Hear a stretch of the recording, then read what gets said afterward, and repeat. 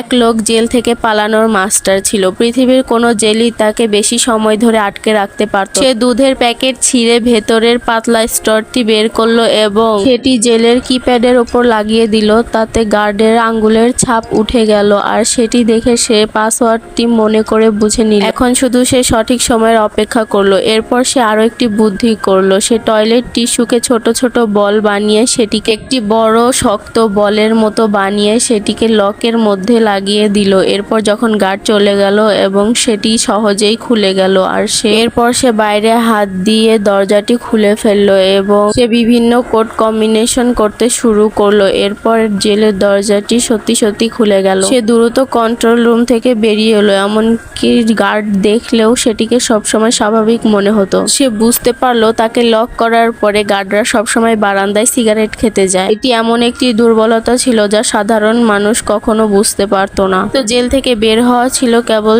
শুরু। সে জেলে আসার পর একটি দুর্বলতা খুঁজে পেল। জেলের একেবারে পাশে একটি ফায়ার স্টেশন ছিল, এমনকি বন্দিশালার একাকী তার একদম কাছাকাছিই ছিল।